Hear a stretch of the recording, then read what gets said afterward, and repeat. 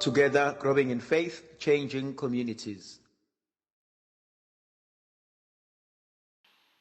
Makadunyiswe uJesu Kristo, igama likayise benendodana nomoya ogcweleyo.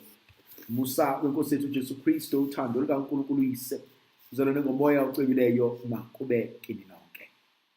Namhlanje ithando zami ngifisa ukuba sifunde incwadi kaGenesisi, isahluko sesishiyagalolunye, ivesi yokuqala kuzobe ivesi ye-13. uNkulunkulu wabusisa uNowa namadodana akhe, wathi kubo, chumani nande, migcwalise umhlaba. Zonke izilwane zomhlaba mazibe novalo ngani, zinesabe. Nazo zonke izinyoni zezulu, nakho konke okunwabuzelayo emhlabeni, nazo zonke izinhlanzi, konke sekubekiwe ezandleni zenu. Zonke izilwane eziphilayo ziyakuba ukudla kwenu. Ngiyaninika konke njengoba nganinika imifino eluhlaza. Kepha ningayidli inyama isenegazi, ngoba izilwane ziphiliswa yilo. Negazi lenu eliphiliswa yilo, ngempela ngifuna ukuba lihlawulelwe. Kanjalo ke noma yisiphi isilwane esibulala umuntu, ifuna ukuba sibulawe. Nomuntu obulala omunye, ngisho nomfowabo, ifuna ukuba ahlawuliswe ngokufa. Uchitha igazi lomuntu, nelakhe igazi ngalichithwa, ukuba uNkulunkulu wenza umuntu waba ngumfanekiso wakhe. Kodwa nina chumani nande, nigcwale umhlaba niwubuse. uNkulunkulu washo kuNowa namadodana akhe wathi, bekani mina ngimisa izivumelwano sami nani nenzalo yenu emva kwenu, nezilwane zonke eziphilayo ezinani, ngisho izinyoni nezinkomo nezinyamazane zasendle, zonke eziphume emkhunjini. Imisa izivumelwane sami nawe sokuthi angisakubhubhisa lutho oluphilayo ngamanzi kazamcolo. Akusakuvela uzamcolo ozochitha umhlaba.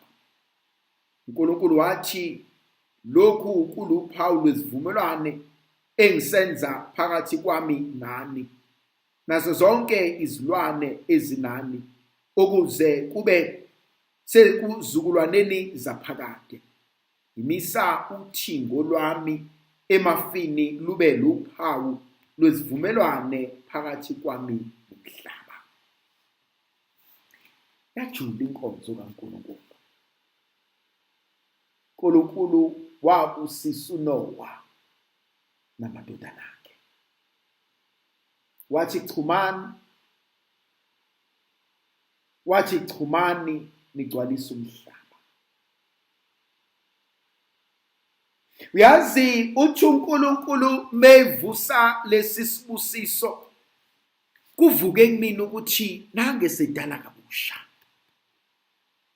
Uyakhumbula ukuthi kwisahluko sesithupha lithi izwi likaNkulunkulu wabuye wayisola ukuthi umuntu umenzeleni. Kodwa kwisahluko se-18 uNkulunkulu sebuyisa isibusiso sasendulo. Angazi uzalwe emndenini onjani, angazi ukhule esimweni esinjani, kodwa ngifuna ukuthi kuwena qaphela uNkulunkulu angabuyisa isibusiso ngawe emndenini wakini. Qaphela uNkulunkulu angaqaqa amafindo ngawe emndenini wakini. Qaphela uNkulunkulu angavusi isibusiso ayesibeke kobabamkhulu asivuse kuwena. Abantu abayiqondi le nkonzo.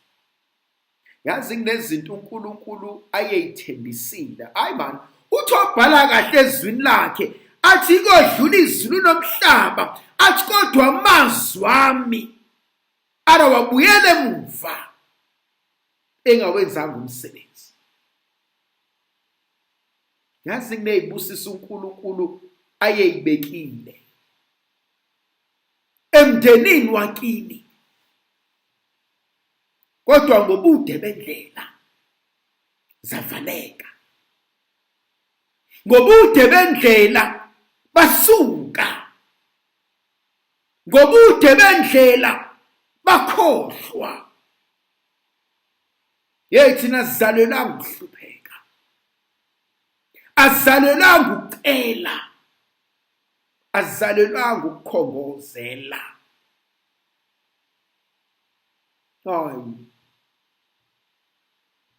uNkulunkulu kwinzalo kaNoah uthi, mfana wami, ngifuna ukubuyisa isibusiso engasinika okhokho, engasinika uAdam, ngasinika uEva. Kungenzeka ukuthi uNkulunkulu ngomndeni lo wakho wakini uzobuyisa izithembiso zasendulo. Ungamubukeli phansi umuntu, ungasibukeli phansi isidalwa esingumuntu, ngoba wazi uNkulunkulu uhloseni ngaso. Ingane uyibuka incane ngelutho, ujaha lokho akumsebenzi walutho. Qaphelani ukuba nibakhulisa kanjani abantwana benu, ngoba ngenzeka uNkulunkulu abuyise konke okudliwe isikhonyane ngalo mntwana. uNkulunkulu namhlanje athi nginikeza zonke izilwane eziphilayo. Uthi konke emfisa ukudla namhlanje, oyihlo obabamkhulu benu ngathi abadla imfino. Namhlanje ngithi dlaneni imfino nize nidle nenyama. Ayikho into emnandi njengomzali uma usubu uNkulunkulu ebusisa abantwana bakho ngaphekwa lokhu obusiswe ngakho wena. Ubona uNkulunkulu ebavulela iminyango, ubona uNkulunkulu ezibonakalisa kubona, ubona uNkulunkulu evusa izinto. Njengomzali ohlakaniphile uyajabula ukubona abantwana bakho bebangcono nawe. Uyajabula ukubona abantwana bakho besimama. Uyajabula ukubona abantwana bakho beba izinto owawuyilangazelela wangafinyelela kuzona. uNkulunkulu namhlanje ngiyaninika imvumo, nina nizokwazi ukudla inyama. Abayidlanga bona, nina nizokwazi. Lenselelo ngiyibuka ngiyithande, ngoba kumele siwuvumele umoya ocebileyo usebenze ebandleni. Nkosi, ulisaphi ibandla lakho manje? Ungafani nomuntu ofuna izinto zenziwe ngendlela ezazenziwa ngayo. Ungafani nomuntu ofuna izinto zenziwe ngoba kuthanda inhliziyo yakhe.